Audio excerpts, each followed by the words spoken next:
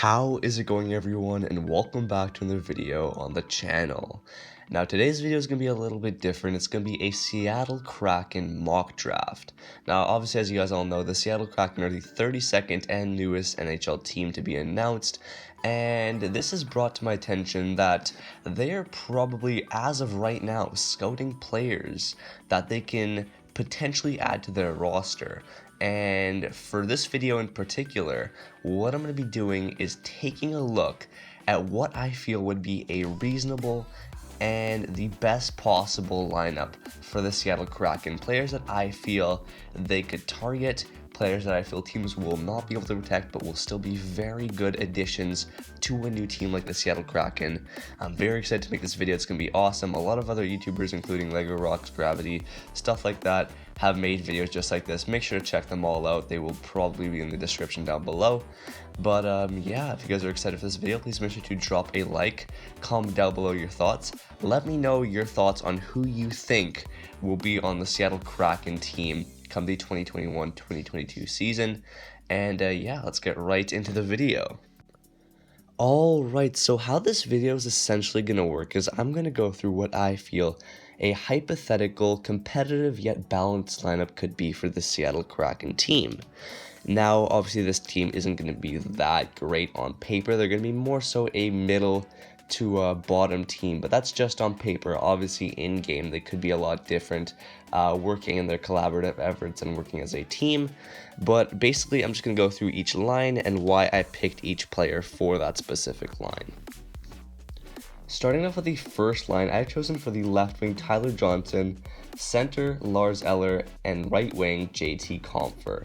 Now, I feel like Tyler Johnson really has that it factor in which he can really be a player that I feel can step up similar to JT Miller on the Canucks and become a 70-point player. Obviously, that is a huge ask, but I feel like he has the mental capability and physical capability. He's really talented out there. He's a great playmaker and he can score.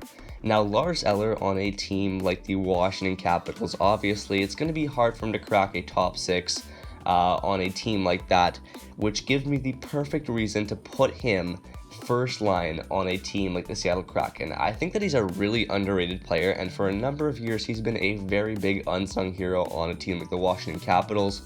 Personally, I feel like he could definitely step it up and be one of those leaders on the Seattle Kraken and just take up a first-line center role. I just think that he has one of those, really big leadership aspects that makes him such a good player, and I feel like he'd be a very, very good player on a new team like the Kraken.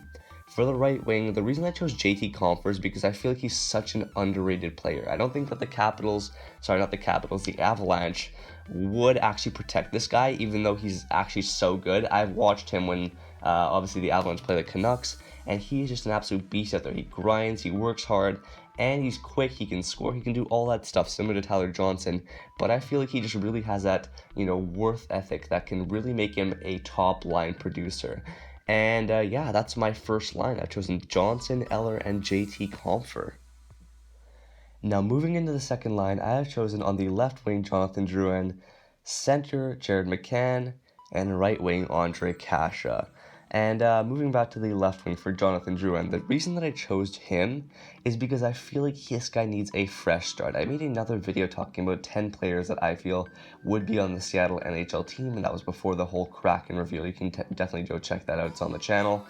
But I chose Jonathan Drouin as one of the 10 players, and I'll choose him again for this top 6.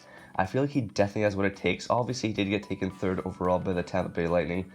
Injury did rule over him and get the best of him for some of his seasons in the past couple of years, but I feel like this guy definitely has the skill set to be a very solid top 6 contributor, and I feel like he hasn't really gotten the recognition that he deserves in terms of his worth ethic and just skill in general. I just think that injury has really played a toll on him and had a very negative effect on his game, but he's definitely a very solid, strong, and skillful player that could definitely turn into the player that everyone expected him to back when he was drafted.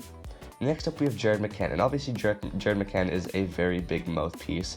He thinks he's really good, and honestly I'm not the biggest fan of Jared McCann, but he does have a good skill set. I do have to give him that. He's played pretty good on the Penguins this year, but I feel like they wouldn't want to keep him generally because of his attitude. He does have the skill set to keep that third center role, and I feel like he could get bumped up to a second line top 6 role on a team like the Kraken, but this guy just definitely has to work on his attitude.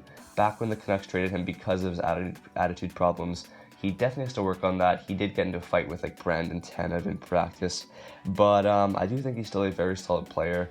Not my favorite, but definitely has a skill set and still time to turn it around. Last but not least, we have Ondrej Kase, and Ondrej Kase is a beast. Right winger, he played for the Anaheim Ducks and now on the Boston Bruins. This guy is really underrated, and injury did get the best of him this year, but I feel like he could definitely be a 40 to 50 point player. And this guy's just an absolute grinder. He has a great shot, great skill, great speed, and he's very strong on the puck. So I definitely think he's a very good top 6 caliber player that can be on a new team like the Kraken. So yeah, that is my top 6 complete, with Tyler Johnson, Lars Eller, and JT Compher making up the first line, Jonathan Drouin, Jared McCann, and Ondrej Kase making up the second line. Now, as we move into the top 9 and third line, I've chosen on the left Josh Leivo, in the center Vinny Trocheck, and on the right Alex Kerfoot. Now, moving back to the left, I have chosen Josh Leivo because I feel like the Vancouver Canucks just won't be able to protect this guy. I feel like as much as they would want to, they just wouldn't have the space. Obviously, the Vancouver Canucks have made a ton of acquisitions in this past year or so, getting guys in free agency such as Michael Furland, and acquiring guys in trades because of injuries such as Tyler Toffoli. And I feel like with all of these players coming in, including the youth players such as Cole Lind, Zach McEwen, and now Hoglander and Vasily Podkolzin, I just don't think that the Vancouver Canucks will have the space to be able to protect Josh Leivo. And I feel like because of the fact that the injury did take place, and it did take place for a majority of the year, the Vancouver Canucks might have actually forgotten about Josh Leivo and might not value him as much as if he did play the entire season. Regardless, though, he is a very good player who could get 30 to 40 points, and the Kraken should definitely pick them up if he is available. Moving into the center, Vinny Trocheck is another very underrated player. But again, I feel like the Florida Panthers do have a ton of players who are more skilled than Trocheck. And I feel like just due to the space, they just will not be able to hold on to him. And I feel like this guy is just going to be a steal. He would definitely get picked up, and he's just an absolute dynamo. He is a very good scorer, very fast, and plays a lot like his teammates Dadonov and Huberdeau and Barkov, but I feel like this guy, he just falls under their category of just elites. He is a great, but those guys are just on another level. So I feel like Trocheck would be a very good pick for the Seattle Kraken. Last but not least, on the right, we have Kerfoot, and Kerfoot has been moved around quite a bit. He was on the Avalanche last year, now he's on the Leafs, and I feel like he could definitely be seeing a new home in the Seattle Kraken next season, or sorry, not next season, but in 2 seasons or so, because of the fact that I feel like, again, the Leafs just have so many forwards. They don't have enough D, but they have so many forwards. Obviously, their youth system, guys like Mikheyev, are absolutely rising to the top. I feel like Kerfoot just wouldn't be one of those players that they would value as much as their younger players, and I feel like this was either coming down to Jason Spezza or Kerfoot, but I feel like Spezza might retire or something, so I just had to put Kerfoot, and yeah, that makes up the third line. Now, moving into the final fourth line, I don't actually know these players that well, but what I actually did to strategize who I would pick for the fourth line is I looked at a bunch of teams who have a ton of depth, and I basically picked one of their players that I just don't really know. So on the left, I have Matt Nieto. Center, I have Riley Nash, and right wing, I have Marcus Sorensen. I know Sorensen does play the left wing, but I feel like with the depth that the San Jose Sharks actually do have, I feel like he wouldn't get picked up. Same thing with Matt Nieto, obviously playing on a very skilled Colorado Avalanche team, just would not be able to hold a spot. And I feel like he, as a grinder and just a physical presence, would be a very good pick for the Seattle Kraken. And Riley Nash in the middle is also a very skilled player on the Columbus Blue Jackets, maybe a bit overlooked, and for that very reason, I feel like the Columbus Blue Jackets may not actually keep this guy and may put him under the risk of getting taken by the Kraken. And I think that the Kraken should definitely take this guy if he's available. He's a guy who can score, and he can bring a physical presence on the defensive end. Now moving to the defensive pairings, I have chosen for the first line Mats Grzelcyk and Jeff Petrie. The second line I have chosen Mark Stahl and Justin Braun, and for the third line I have chosen Devon Toews and Bortuzzo. And for the first line I chose Grzelcyk because I feel like as good as the Boston Bruins are, I feel like he falls just under the category of elites, as a lot of the defensemen are on the Boston Bruins, including guys like Krug, including guys like McAvoy and Chara, who I feel like are just slightly better than him. Petrie, I feel like the Canadians are more in a rebuild, and I feel like they're trending more towards their younger players such as Romanov, and I feel like they just won't have the room for a guy like him.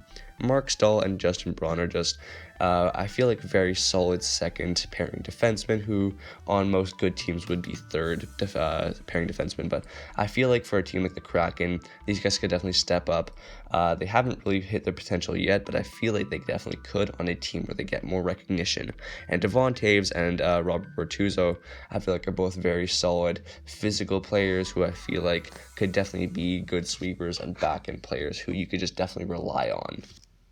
Now, last but not least, for the goaltending situation, and I thought long and hard about this, but I think I've finally come up with a decent goaltending pairing. The starter would definitely have to be Braden Holtby, and the backup would be Matt Murray. And I feel like for this very reason, I've chosen Braden Holtby over Matt Murray because I feel like Matt Murray has been a bit shaky, but I feel like he deserves a second chance, similar to what Fleury had to go through over on Vegas. Obviously, Matt Murray did beat out Fleury for the first spot, and I feel like now Jarry is beating out Murray for that first spot, as we've seen in these playoffs.